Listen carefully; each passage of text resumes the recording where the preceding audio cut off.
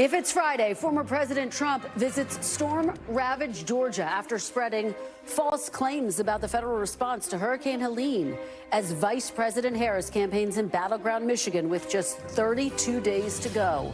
Plus, for the first time ever, President Biden makes a surprise appearance in the White House briefing room, telling reporters he's confident the election will be free and fair, but he says he does not know if it will be peaceful, citing deep concerns over the Trump-Vance campaign's record. And massive blasts near Beirut's airport. A barrage of Israeli airstrikes rocks Lebanon as Israel ramps up ground operations in the south, and thousands of civilians, including Americans, rush to evacuate.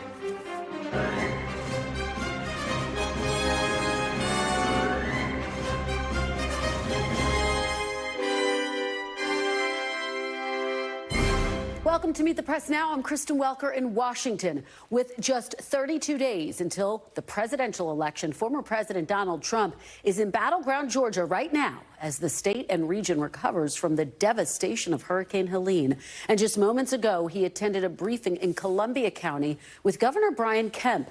Mr. Trump just delivered remarks in Evans, Georgia, lambasting the White House's response to the crisis.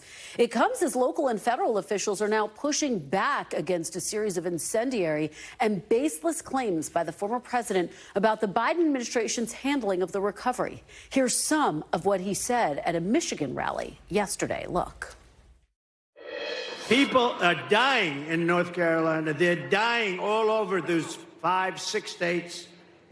They're dying, and they're getting no help from our federal government because they have no money, because their money's been spent on people that should not be in our country. They stole the FEMA money just like they stole it from a bank so they could give it to their illegal immigrants that they want to have vote for them this season. Now, according to a website FEMA set up to counter similar rumors on social media, no money is being diverted for disaster response. And without naming the former president, FEMA Administrator Dan Criswell pushed back hard this afternoon from the ground in North Carolina. There's a lot of misinformation about the fact that we are not going to have enough money because it's being redirected elsewhere. Just plain false. And the second part I want to say is we have resources for individuals. We want them to apply for assistance. This level of misinformation creates this scenario where they won't even come to us. They won't even register. And I need people to register so they can get what they're eligible for through our programs.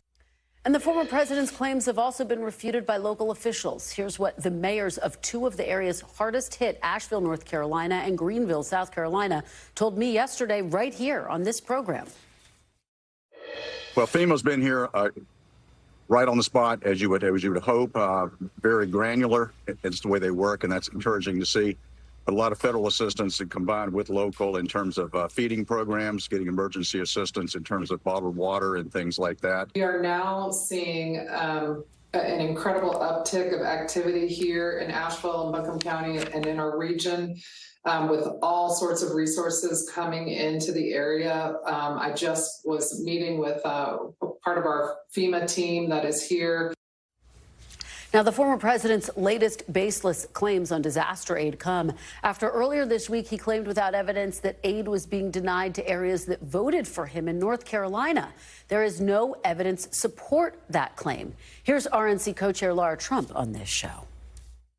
He said individuals were being denied aid in North Carolina because they voted for him. My colleague Garrett Hake pressed him, asked him where he was getting that information from yesterday. He didn't answer.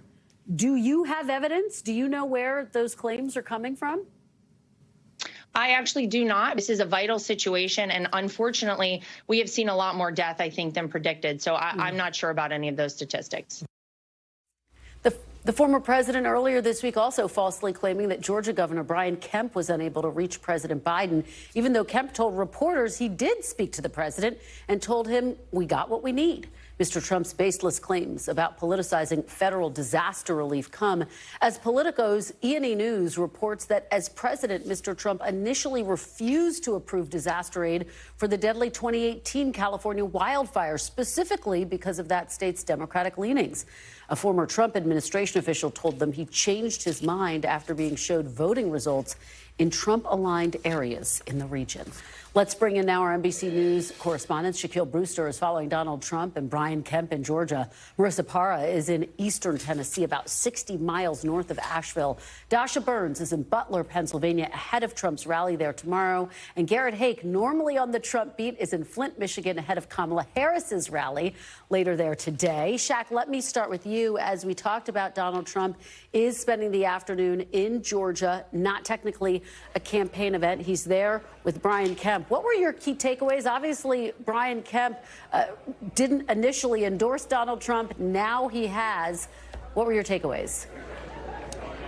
Yeah, I think we got some evidence of that truce between these two leaders. You know, we just heard Brian Kemp and former President Trump here behind me, and you heard former President Trump praise the governor of Georgia, saying that he's doing a fantastic job earlier in the day, saying that this is someone who is working night and day for the people of Georgia. During this trip, we saw the former president go and meet with volunteers and first responders. He got briefed by some county officials on the exact damage in this area. I'll tell you, even coming in this morning, you saw that while the recovery is well underway, the roads are clear, you still see the impact of this hurricane. Big trees falling over, some electricity and power issues still ongoing in this area. But you continue to hear the former president repeat those claims that are baseless, that the FEMA director has pushed back against, but saying that essentially money has been redirected to migrants. Listen to a little bit of what we heard. Again, what that false claim he's been saying. It's been a terrible response from the White House. They're missing $1 billion that was used for another purpose, and nobody's seen anything like that. No, from that standpoint, it's been terrible. Once again, you have the FEMA director saying that is not the case, that it would be illegal essentially for FEMA to use disaster response money for different purposes, and that what the former president could be talking about is essentially a congressionally mandated program that FEMA administers but did not come from any disaster relief money. But we did hear again the governor of Georgia here. He was up here. He said that first responders are working hard. There's still a lot of work that's left to be done. And again, not backing up those claims from a former president. You know, Shaq, it is really fascinating to see Trump and Kemp standing next to each other after their frosty relationship after 2020. Was there any indication of that on display? I think we have some of the video from some of the briefings and some of the interactions. I'll let the body language experts take that and see what they want to read into it. But at least based on the tone, you had the former president praising Brian Kemp repeatedly. In that exchange where you saw them sitting next to one another, he would go over and shake Kemp's hand, said repeatedly, "Oh, you're doing a great job."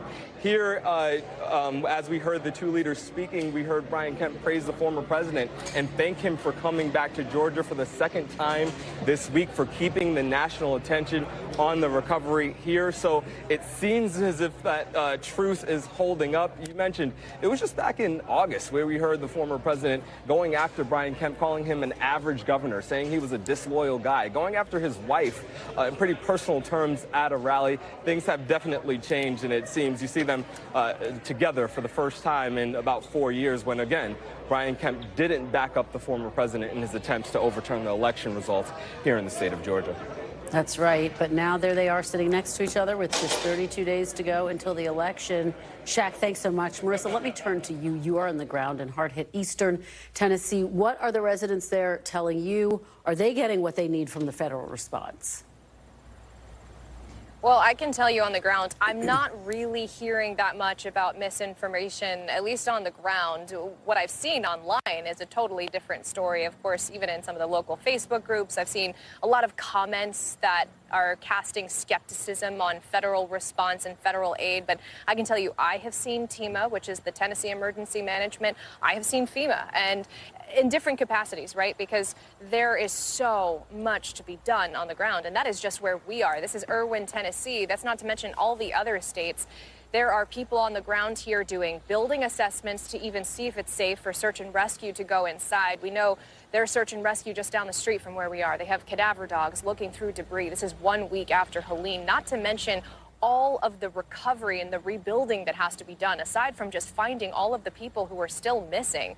You have people, including people I spoke to just yesterday, a woman who lost her home, she lost her husband, she lost her dog. She does not have flood insurance. Very few people did. They didn't expect this to happen. So there's the question of rebuilding. There's the impact on agriculture, on the economy, the local economy here. Agriculture is a big one. There's farming fields, there are strawberry fields, there's tomato fields which have been decimated. So there are, of course, the short-term impacts, the devastation, the grief, and all of the questions on what happens next, what happens to our local economy, because, for some of these hard-hit areas, their epicenters have been wiped out. Particularly, of course, we've been talking about Asheville. The devastation is so widespread that it's really at this moment still hard to grasp what the financial cost is going to be here. But again, in terms of response and relief, we've had helicopters flying overhead even in the short time that we've been here, whether it's private helicopters or airplanes, and of course federal ones as well, delivering aid when and where they can see it. So it's a combination of all of it. But again, on the ground, in terms of people, I've never seen anyone turn away donations. I haven't seen donations being turned away, and I haven't seen anyone turning away help from anywhere it's coming, Kristen. Great reporting, Marissa, and we can see the devastation, the work, the rebuilding that remains in that live shot behind you. Marissa, thank you so much. Really appreciate it. Dasha, let me turn to you as we talk about some of these baseless claims that former President Trump has made as it relates to the hurricane response. I've been talking to Republican allies, and they say the key to former President Trump winning is for him to stick to the issues where he is strongest. I am talking about the economy and immigration. Polls show he's got a lead on these issues, although that lead is narrowing. What are Trump allies telling you about this latest rhetoric that we're hearing from the president? Well, look, Kristen, I think you hit on the central frustration that you hear from Republican operatives and allies of the former president. They feel, yes, he is strong on immigration. He has reason to criticize federal response to things like this hurricane. They feel there are legitimate criticisms to be levied when it comes to how this White House has handled things at the southern border. And even FEMA. I mean, we've reported at times before on some of the challenges that FEMA faces. They don't often have enough resources and enough funding to do what they need to do. There has been frustration in some of these communities. There are things that you can look at and say, hey, how is the federal government handling this massive challenge ahead?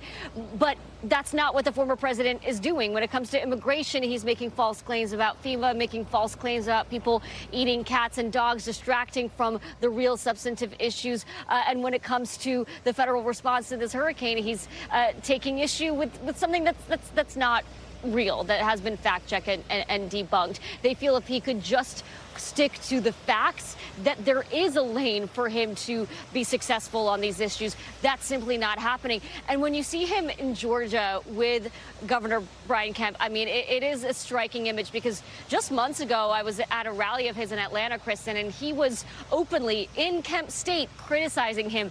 The tables have totally turned. The tone has totally changed. And you look at what else has changed. Well, when it was Biden at the top of the ticket, the Trump campaign felt they had Georgia in the bag. They felt they had North Carolina in the bag. And so I think also some of these claims that the former president is making, trying to escalate challenges in Georgia and in places like North Carolina, also come from a place where it's not so secure anymore that he is going to win those states. And the polls do have him and Harris neck and neck, Kristen. Yeah, it is just striking to see what has happened to the polling. Dasha, you are there in Butler, Pennsylvania. The site of the first assassination attempt against former President Trump. I am sure that there are a lot of emotions for everyone who is there anticipating this visit. What are you expecting from that event tomorrow? Look, this is not insignificant for the Trump campaign. It's not insignificant for this community and for the people who were there on July 13th. I was there. I spent time with people who witnessed horrific, tragic, fatal incidents. And I went back and talked to some of those folks. And I got to tell you, Kristen, it was a similar experience to what I had, which is, you know, it has a serious impact. People have been going to trauma therapy. People have been scared by loud noises. I mean, this is something that we all witnessed on television. Some people witnessed in person, and someone lost their life. daughters lost a father, a wife lost a husband, and we know that tomorrow the family of Corey Comparator will be featured as speakers. There will be folks who were at that rally that will be featured as speakers. Local law enforcement, first responders will be there. You've got big names like Elon Musk coming as well, of course, running mate J.D. Vance. But for this community and for Western Pennsylvania at large, because people really came from all over the place, even parts of Ohio for this rally, it really is an important moment to go back. There's some discomfort with that, some concern with that, but the people that I've been talking to really feel that it's important to finish what had started. I mean, the former president was only a few minutes into that speech when those shots rang out, and he says he wants to finish it. He wants to come back and fulfill a promise, and a lot of people around here really feel that they need that for their own healing, and of course, so important to those who lost a loved one that day, Kristen. Absolutely, Dasha, and you showed great bravery in your reporting that day, and now again going back to tell us about this event that you will be there for tomorrow. Dasha Burns, thank you so much. We really appreciate it. Garrett, let me turn to you. You are, of course, normally our Trump reporter, but today you're on the Harris beat. You are in Michigan. Talk a little bit about the strategy that we are seeing from the Harris campaign. She was out on the campaign trail with former Congresswoman Liz Cheney yesterday.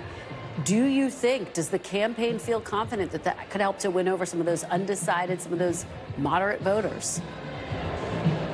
Yeah, Kristen, I'm taking a bit of a field trip today to get a sense of what it's like on the trail with the Harris campaign, what the crowds are like, and what the reaction's like to her. And on the issue of reaching some of those Republicans, I think it's notable because the Harris campaign is, frankly, the only campaign trying to reach some of those, call them Nikki Haley Republicans, folks who might have been traditional suburban Republicans who are not, don't see themselves in Donald Trump's party. The Trump campaign has largely left those people behind. They have been mostly focused on targeting, kind of low information voters, particularly young men, people who maybe not even have voted in the past, but who they think will have an affinity for Donald Trump if they vote at all. And they've not done a broad spectrum outreach to traditional conservatives who are not on the Trump train.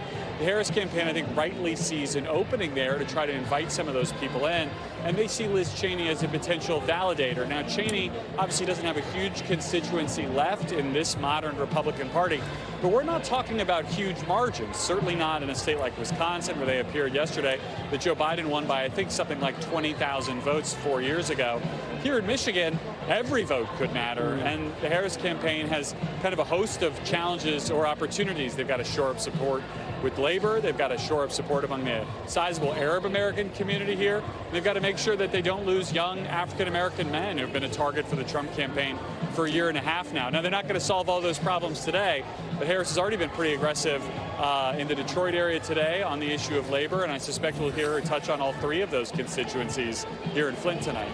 I think that is a safe bet. That is for sure, Garrett. And we know that next week, former President Obama will be out on the campaign trail in battleground Pennsylvania, another big battleground state. Garrett, thanks for your great reporting, as always.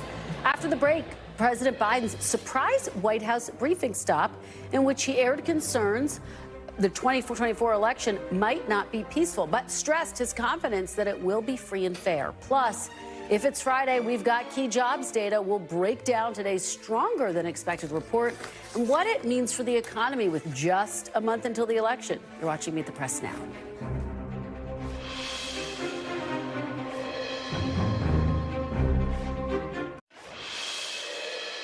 Do you have confidence that it will be a free and fair election and that it will be peaceful?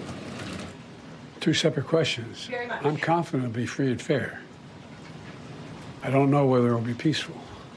The things that Trump has said and the things that he said last time out when he didn't like the outcome of the election were very dangerous. If you notice, I noticed that the vice presidential Republican candidate did not say he'd accept the outcome of the election. They haven't even accepted the outcome of the last election. So I'm concerned about what they're going to do.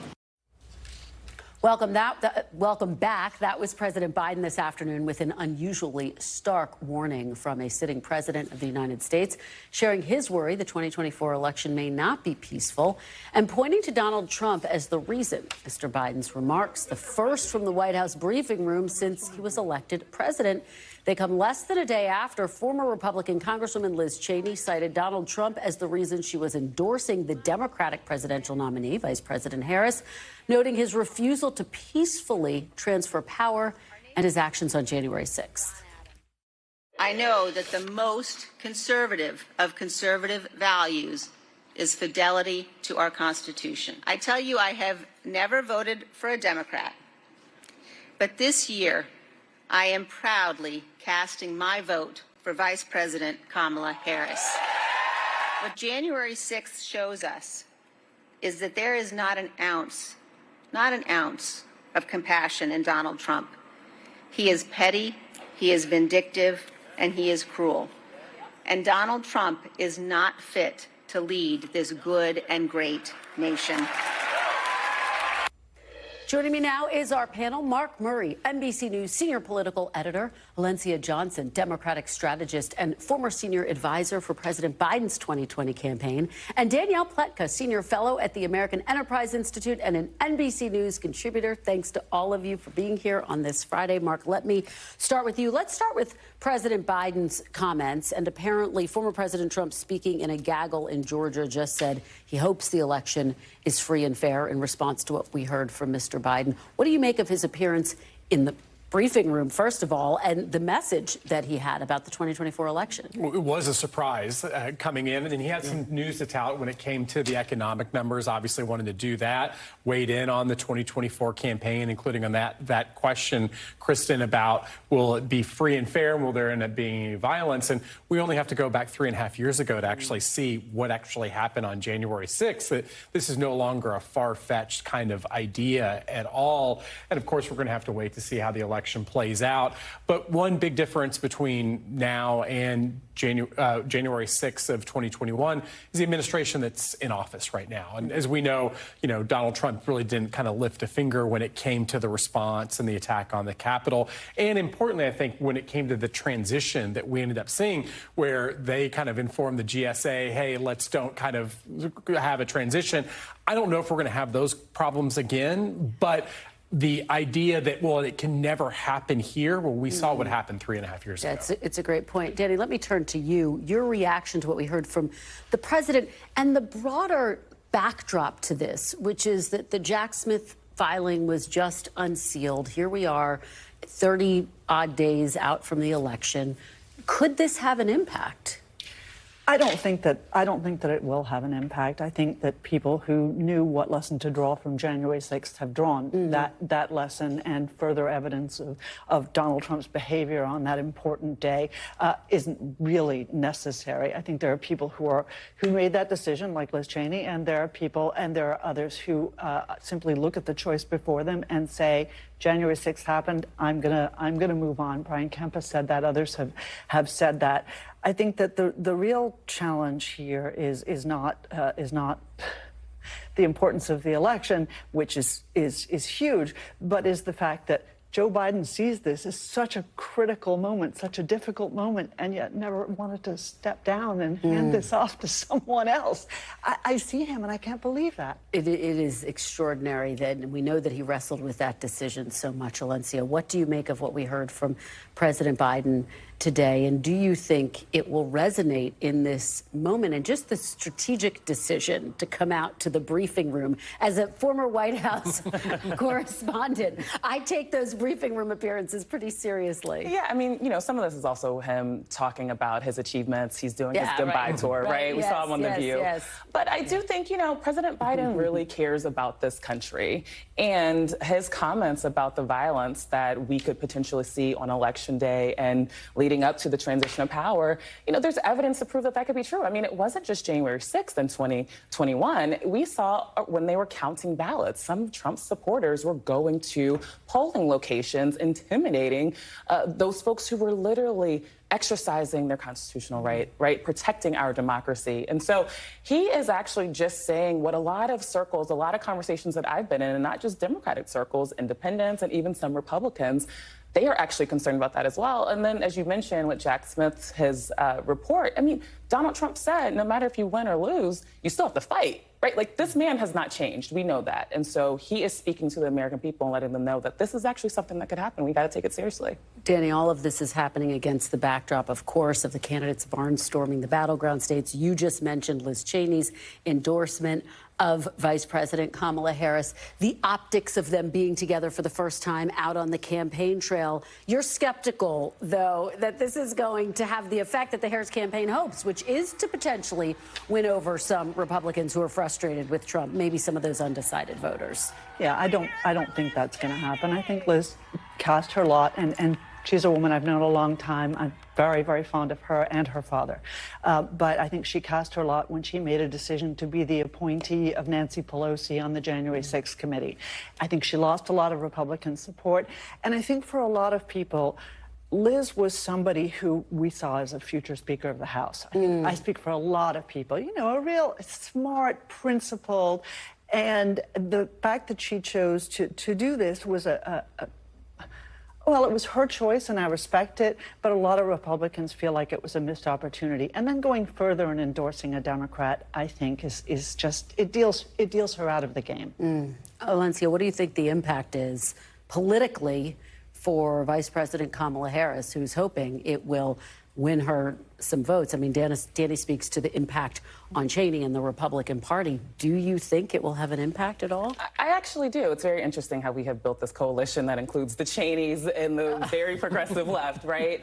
But I am not a Republican, but I know some Republicans and conservatives, particularly young Republicans. I'm teaching a course at Georgetown right now. I know women Republicans, Black Republicans, who all actually don't feel as though they have a home. A lot of them don't feel as though they have a home in the party. And seeing the Liz Cheney putting democracy over her party, even on the impeachment trial, seeing the thousands, the hundreds and thousands of Republicans that rolled out to endorse Kamala Harris, I think the younger people in the Republican Party are looking for a home and looking for this permission to, okay, I can vote for democracy here and then we can rebuild. That's just what I've been hearing.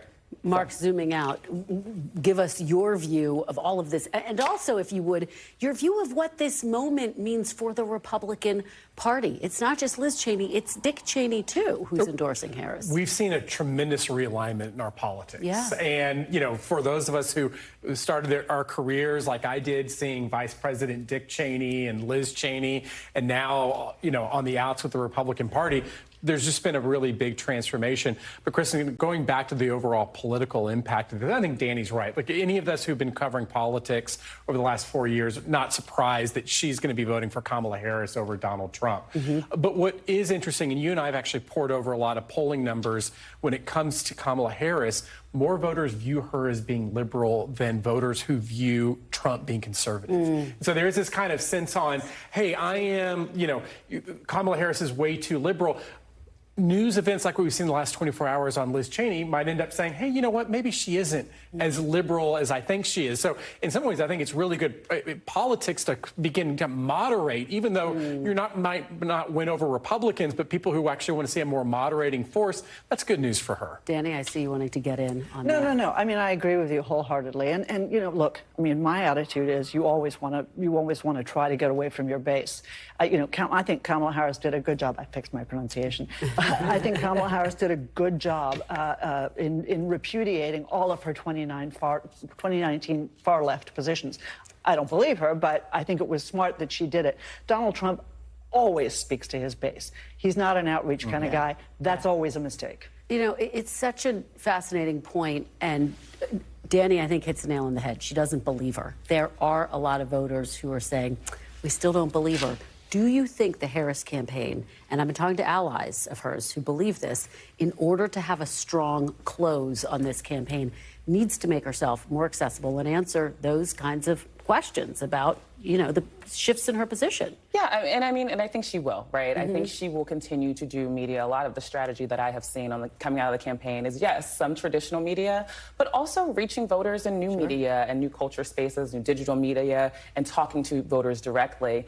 And look, I think in our politics, as someone who is a bit younger in politics, but I started in the Obama years, you see people moving in their positions, and that's actually okay, right? And so she will continue to talk about that, as she has always said. Her values are still the same. I mean, if we're comparing her to Donald Trump, he literally changed his positions just to run in the Republican Party, right? So I think he's a Democrat. I think he is, literally. So I mean, I think she's more so trying to build trust with we don't want him. You can have him back. She's trying to build trust with these voters that she will, if she's building this big coalition, that she will do their best interests. All right, great conversation. Thank you all for being here, Mark Alencia and Danny Pletka. Appreciate it. Coming up next, Israel steps up its attacks on Lebanon by air and by land as the Pentagon carries out strikes on Houthi rebels in Yemen. We are on the ground near the Israel-Lebanon border. We have the very latest. You're watching Meet the Press now. Stay with us.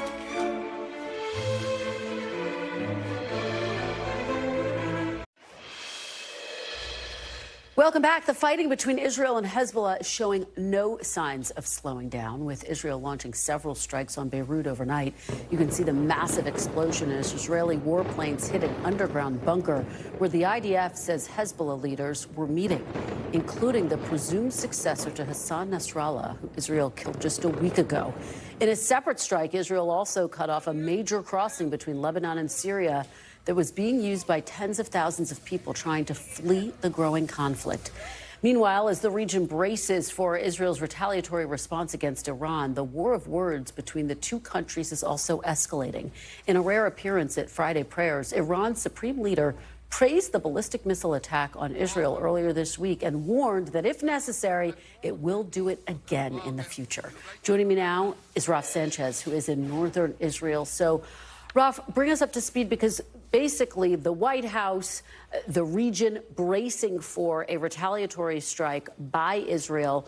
Are you hearing anything more about when they might come or what it might look like? It's really interesting, Kristen. Israeli officials are extremely tight-lipped. They told us earlier in the week that Israel's response would come swiftly. But aside from that, they are staying quiet as they consider their options, whereas the president of the United States is giving this kind of unusual running commentary on where Israel's thinking is. He showed up, as you mentioned, in the White House press briefing room earlier on today. And I want you to take a listen to a little bit of a description he gave of where Israel's decision-making process is right now. Take a listen. The Israelis have not concluded what they're going to do in terms of a strike. That's under discussion.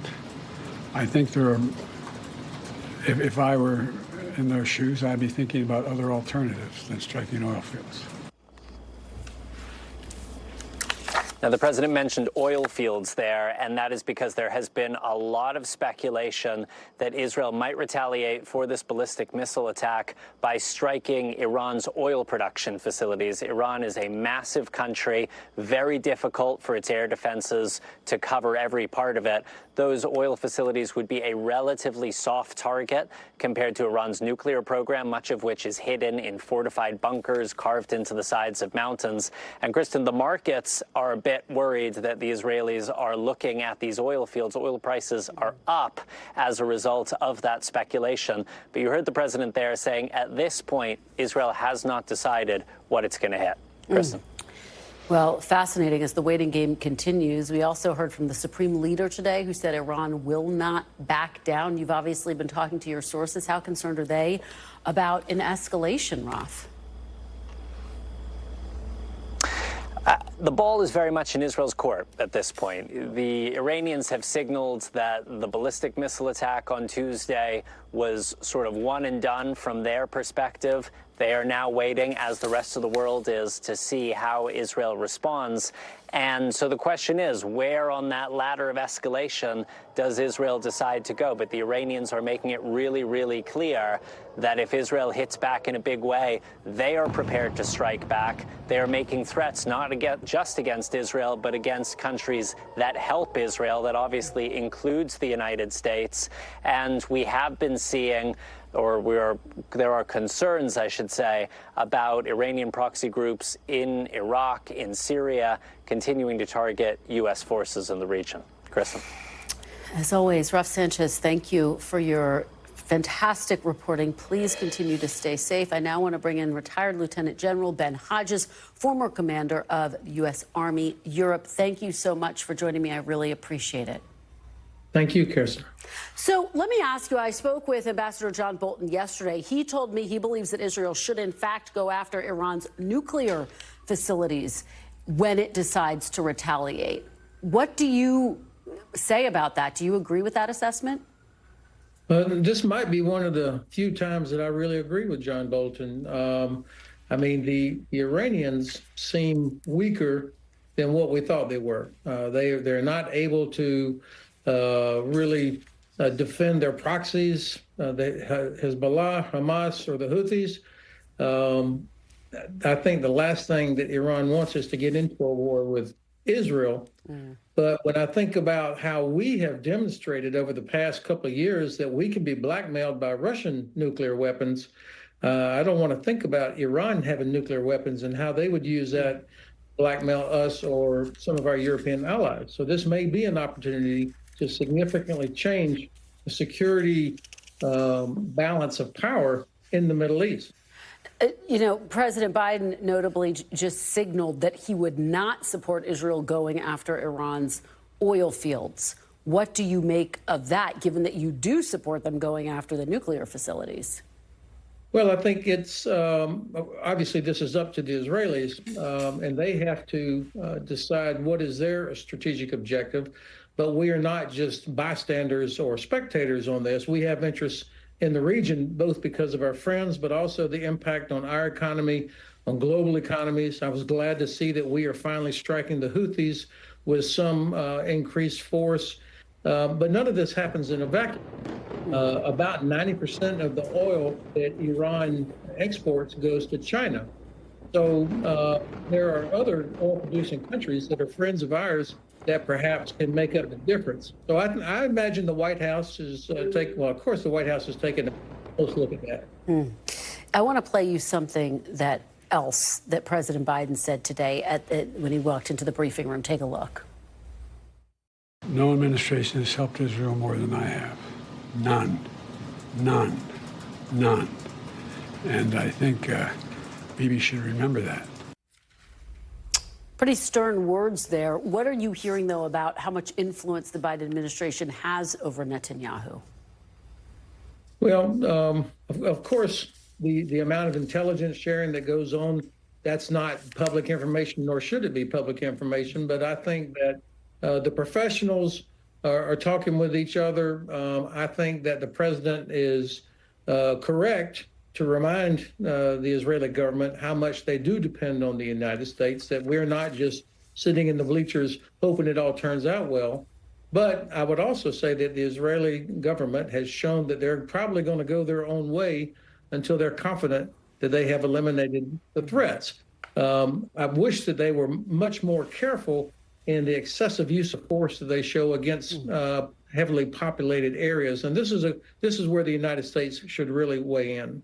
Well, so following up on that, I mean, in addition to the major strikes that we're seeing in Beirut, the IDF has also expanded evacuation orders in southern Lebanon. It's cut off major crossing into Syria that people have been using to flee the conflict. Does that concern you? And does it concern you that those measures could ultimately lead to this creating a wider conflict? Well, look, this is part of a wider conflict. What's happening in the Middle East is connected to Russia's attack on Ukraine. Iran's only friend on the planet is Russia. And Iran has been providing drones and ammunition to Russia, as well as to Hezbollah. And Syria sits right in the middle of all this. So I think it's appropriate to target Russian facilities in Syria, as well as Iranian efforts to resupply Hezbollah in Syria. So this is not spiraling out of control. It's more, I think, the Israelis, and to some extent the United States, finally addressing what's been going on for years. All right. Lieutenant General Ben Hodges, thank you so much for your insights. We really appreciate it. Thanks for the privilege. Coming up after the break, dock workers at more than a dozen critical U.S. ports are getting back to work today after reaching a tentative agreement to end a multi-day strike. We have the details on that deal and what comes next. You're watching Meet the Press now.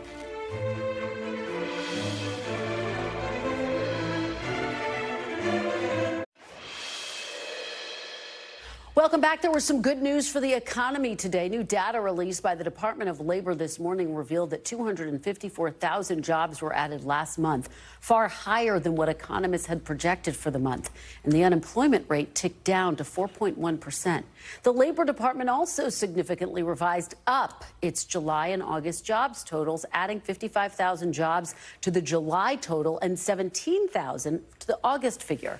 President Biden touted the hot jobs report and his administration's economic achievements, his perceived achievements, in that surprise appearance in the White House briefing room this afternoon. Look. From the very beginning, we were told time and again that the policies we were pursuing, we'd put forward, weren't going to work, make things worse, including some of the other team are still saying they're going to make things worse. But we've proven them wrong. Joining me now to break down that report is NBC News senior business correspondent Christine Romans. Christine, it's always great to see you. Thanks for being here. I do want to start with the jobs report. Walk us through the numbers. What are your big takeaways? Well, you know, this really caught economists by surprise. They didn't think it would be this strong. They keep predicting that there's going to be this slowdown in the jobs market. And we had seen some signs of cooling, but still overall, this is robust. And I see job creation across the categories, construction jobs, healthcare jobs, government jobs, a lot of local government jobs at schools, schools and firefighters and police officers. And you look at just the trend here, that's the third biggest performance of the year. And the unemployment rate of 4.1% still, near the lowest in 50 years, Kristen. Well, Christine, one of the big questions, would there be a soft landing? Or would there be a recession? What should people think about that? I mean, you're clearly saying there's not a recession right now. Should people think about this as a soft landing? How do you view this? There's not even an inkling or a whisper of a recession in these numbers. This is an economy that's growing at about 3% right now. That's a good clip. What people are concerned about is that the Fed has raised interest rates so dramatically and kept them high for so long. They're wondering what the lag effect might be on that. But so far, it looks as though the Fed has orchestrated a slowdown of the economy and a dampening of inflation without throwing the economy into a recession. So things look good right now. You never know what risks are around the corner, but they look good right now. And just very quickly, the longshoremen have suspended their strike after reaching a tentative agreement. What are the key takeaways in that agreement and the impact overall? Yeah, it's really important that they got this done very quickly because that was an uncertainty in the economy that wasn't very good. Look, they got a big raise, but they also are going to be coming back in January to open up the bargaining again over automation. Look, these longshoremen are worried about computers and technology literally taking their jobs away from them. So they got a big pay increase. They're going to extend their contract to January 15th, and then they'll start talking again about restrictions to automation. These big global shipping companies they're dealing with, they are international shipping companies. None of them are based in the United States. They have in some of their operations in ports around the world, they have a lot fewer human beings doing this work. And the longshoremen want to make sure that they have job security. Yeah, well, we know you'll continue to track that when they meet again. Christine Romans, thank you so much. Great to see you. Have a great weekend. Really appreciate it. Still to come, a deeper dive into the top issue for voters, inflation and the economy, with a former White House economic chair and a current Federal Reserve Bank president. Austan Goolsbee will join me. You're watching Meet the Press now.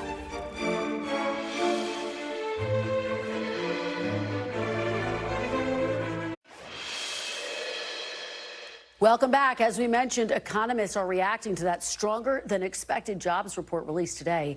It comes on the heels of the Federal Reserve's larger than expected rate cut last month. Joining me now to discuss all of this, Austan Goolsbee, President and CEO of the Federal Reserve Bank of Chicago. Thank you so much for joining me. I really appreciate it. Thank you so much. Well, it's great to see you. I do want to get your reaction to this jobs report. We just heard the breakdown from Christine Romans. This beat expectations that economists have. What are your big takeaways? Yeah, look, it was a superb report. I thought Christine's analysis of that was spot on. And realistically, I don't think you can expect to get a better report than that, with strong jobs growth, the unemployment rate coming down, broad-based across multiple industries. But don't everybody throw the party just yet, because it's just 1 month report. And so even the jobs number itself, 250,000 approximately, that's plus or minus 130,000 margin of error.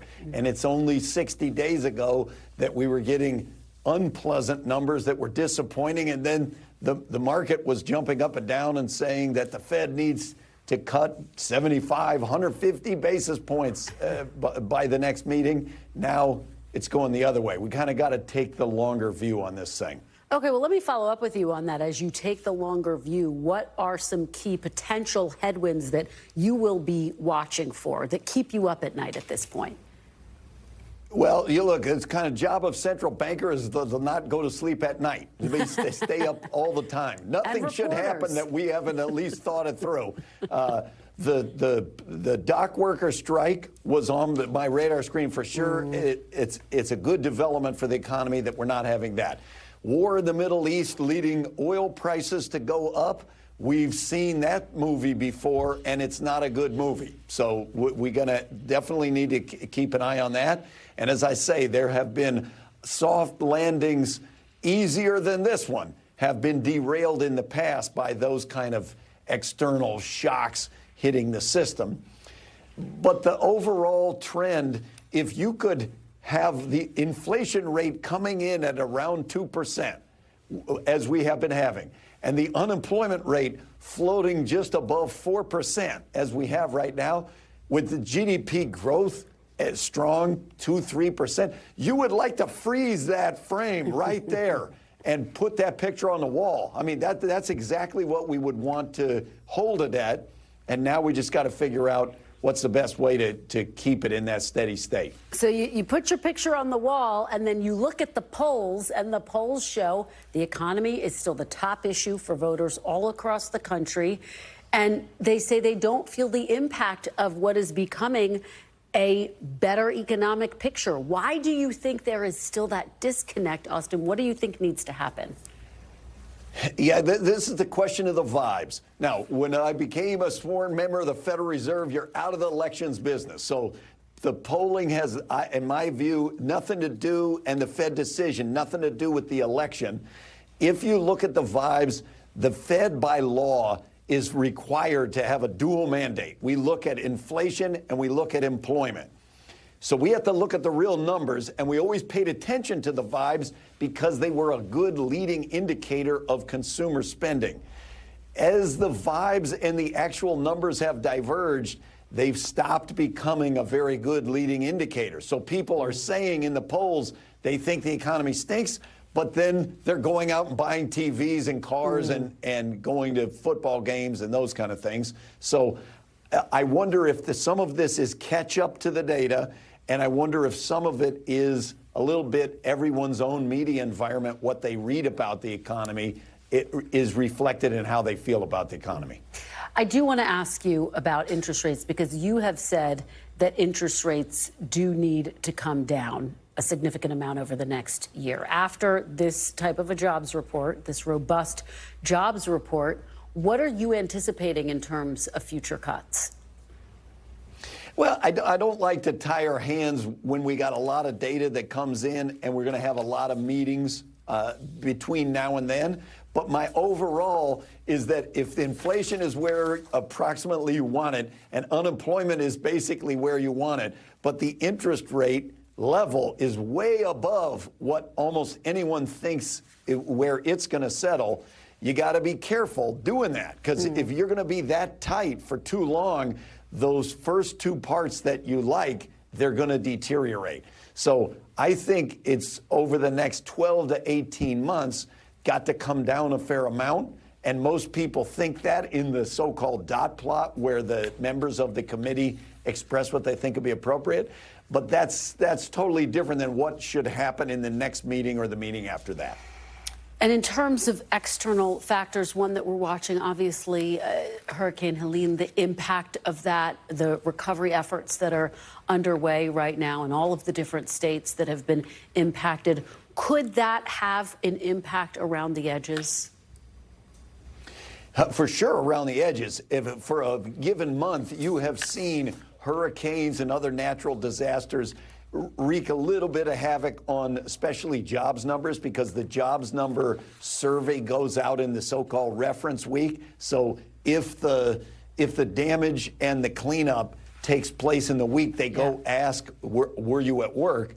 It could affect our numbers, but over a longer run, given that this was a limited profile, I think the damage is going to be restricted to that area. Is probably not as big a macro impact. All right, Austan Goolsbee, thank you so much. We really appreciate it. We will be back Monday. Great to see you. Great to see you. We will be back Monday with more Meet the Press Now. And if it's Sunday, it's Meet the Press on your local NBC station.